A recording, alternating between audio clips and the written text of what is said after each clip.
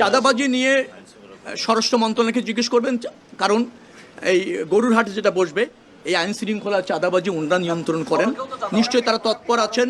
সড়কে চাঁদাবাজি নিয়ে আমি এর আগে অনেকবার কথা বলেছি, আমি আবারও আপনাদেরকে বলতে চাই চাঁদাবাজির কোনো সুযোগ নাই। চাঁদাবাজি একটা অপরাধ, সরকারের পক্ষে, রাষ্ট্রের পক্ষে, রাষ্ট্রের স্বার্থে কিভাবে কাজ করে যায় সেগুলি নিয়ে তাদের সাথে আমাদের কথা হয়েছে। আমরা মনে করছি এই সম্মেলনের পর কেন্দ্র এবং মাঠ পর্যায়ের প্রশাসনের মধ্যে আরও সমন্বয় বাড়বে, আরও বেশি ইফিসিয়েন্সি দেখা যাবে, আরও বেশি কার্যকর পদক্ষেপ নেওয়া যাবে এবং সফল হওয়া যাবে বলে মনে হয়। হাইওয়েতে যে 3 হুইলার চলছে এটা গত 2015 সাল থেকেও ঠেকানো যায়নি, এই বিষয়ে মানে ডিসিরা কি বললেন, আপনারা কি বললেন?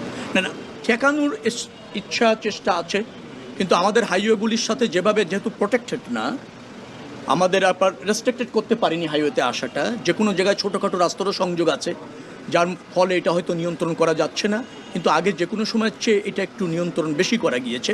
পর্যায়ক্রমে এটাকে কিভাবে করা যায় সেই ব্যবস্থাগুলি নিয়ে কথা বলা হয়েছে। আশা করছি যে পর্যায়ক্রমে এটা নিয়ন্ত্রণ হবে, কারণ 3 হুইলার যত্রতত্র যেভাবে চলছে সেটা চলতে পারে না, এই ধরনের মত আছে। আবার কোনো কোনো জায়গায় এমন আছে যে সেফটিটা নিশ্চিত না করে তো আপনি অনেক সময় বাধ্য করা যাচ্ছে না, সেরকম একটা বাস্তবতাও আছে। এর মধ্যে সমন্বয় করে কাজ চলছে। গত ঈদে আপনি যদি বলেন, চন্দ্রাতে একটা চাপ ছিল, ঢাকা সিলেট সড়ক নির্মাণাধীন সড়ক, ব্যাপক হারে কাজ চলছে, তার মধ্যে দিয়ে ঢাকা সিলেট সড়ক আমরা মনে হয় ভালো ম্যানেজমেন্ট করতে সক্ষম হয়েছি। খুব বেশি যানজট হয়নি ঢাকা সিলেট সড়কে। ঢাকা চিটাগাং ভালো ছিল, ঢাকা খুলনা ভালো ছিল, ঢাকা আরিচা ভালো ছিল, ঢাকা রংপুরে যেদিন ভালো ছিল। চন্দ্রাতে যমুনা সেতুটা আপনি জানেন যে একটু ন্যারো, যে গাড়ির চাপ প্রতিদিন প্রায় 51,000 গাড়ি পার করতে হয়েছে যমুনা সেতু দিয়ে, তো তখন একটু চাপ হয়ে যায়। তো ওখানে আমরা বেশ কিছুটা চাপ অনুভব করেছি, একবার স্থবির হয়নি, থেমে থেমে গিয়েছে।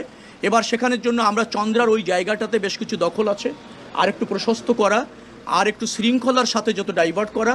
আর গতবার আরেকটা প্রবলেম আমার কাছে মনে হয়েছে যে বেশি ট্রাক, লরি, কাভার্ড ভ্যান এগুলি নিষেধ ছিল প্রথম 4 দিন, কিন্তু সেটা মাঠ পর্যায়ে ওই অঞ্চলে কার্যকর করা যায়নি। এবার তো আরও একটু চ্যালেঞ্জ হবে, কারণ গরুর বহনকারী প্রচুর ট্রাক আসবে। 1.5 কোটি ছিল গতবার ঢাকা থেকে ঢাকার বাইরে যাওয়ার যাত্রী, আর এবার হচ্ছে 2.5 কোটি হয়ে যাবে, প্রায় 1 কোটি গরু মুভ করবে। অর্থাৎ চ্যালেঞ্জটা আরও বেশি, যানবাহনের চাপ আরও বেশি হবে, সেজন্য আমরা কাজ করছি। আশা করছি সব প্রতিবন্ধকতা আছে, চ্যালেঞ্জ আছে, এটা আপনারাও জানেন। সমাধান একেবারে এখনই সেরকমও না, সামর্থ্যের মধ্যে শতভাগ সমাধান, মানে কিভাবে সফল হওয়া যায় এই চেষ্টাতে আমাদের কোনো ঘাটতি নেই। আমি আবারও আপনাদেরকে বলতে চাই, রাস্তার প্রশস্ত করার চাহিদা বাংলাদেশে আছে, প্রয়োজন বাংলাদেশে আছে।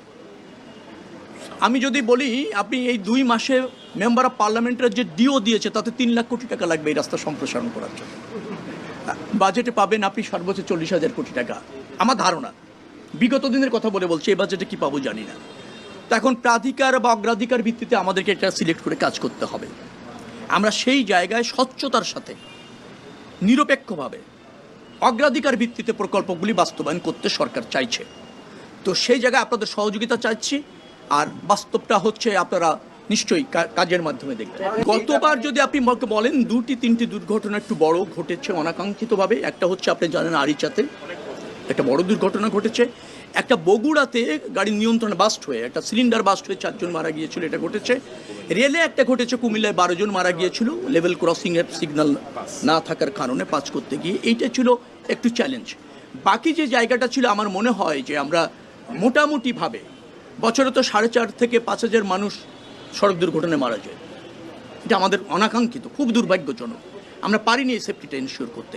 এবার আমরা যেটা চাচ্ছি, অগ্রাধিকার ভিত্তিতে জাতীয় মহাসড়কগুলিকে সিসি ক্যামেরার আওতায় নিয়ে আসা, এরপর আঞ্চলিক মহাসড়কগুলি, এরপর হচ্ছে জেলা মহাসড়কগুলি, এই পর্যায়ক্রমে আমরা আনতে আপনার পদক্ষেপ নিয়েছি, পরিকল্পনা, পদক্ষেপ এবং কর্মসূচি নিয়েছি।